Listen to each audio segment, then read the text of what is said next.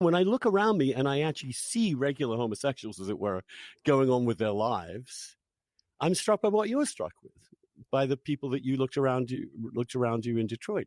No, this isn't the reality of their lives. They're not going around talking about heteronormativity or the replacement of sex with gender. No, they are building. Now they have diapers to change, right? Yes, they got diabetes. Well, they got to get the kids home from school, or they have to build in their own relationship, or they can engage in whatever you want to in a cultural and sexual smorgasbord of possible subcultures. Go ahead, make my day.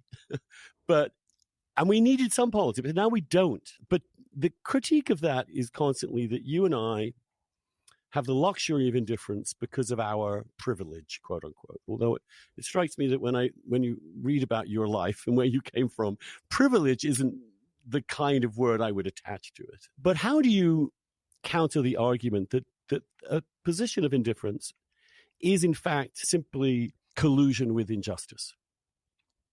Yeah, well, just to summarize what I said in the essay, yeah, I was trying to articulate an older idea of indifference, which is not insensitivity to the feelings and experiences of others, but rather the right to disengage and not engage right now, to not have a position, to leave things open, and to also cultivate yourself. What's very difficult in arguing with Americans is that, given our Protestant heritage, is the sense that morality is and must be the judge of and the sole judge of a life well lived.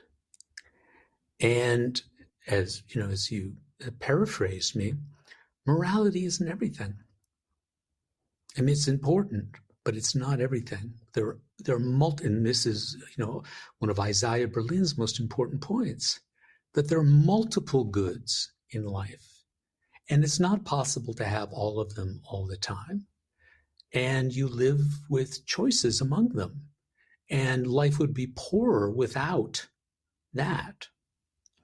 Now, I think anyone who takes that attitude towards life learns to have a sense of proportion about sufferings.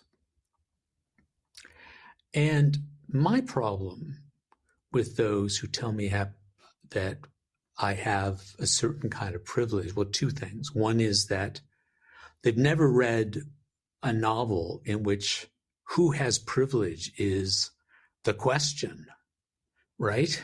I mean, just read Proust. I mean, I can think of all sorts of other novels that who is privileged and who is not is a very complicated thing, even in relation, in a couple, right? But the other thing is that it's in really disengaging that we get a kind of sense of what real suffering is. I'm not explaining this well, but let me start over with that gaining a perspective on everything is crucial. And one of the things you have to gain a perspective on is suffering and relative suffering. That's not in order that you diminish someone's experience. It's because you have limited energy and you have limited resources for relieving suffering. And so it's important to say to some young people today, I'm sorry, I cannot take your suffering seriously. The subjective experience, I do take. You tell me that you feel this. But in a larger scheme, I cannot take it seriously. And it's not because I'm standing in an unprivileged position, because I know too much. I know too much about suffering. I've read too many history books. I've read too many novels. I've lived through too much for me to take that seriously. I'm sorry. If you want sympathy, talk to someone else, and you need sympathy.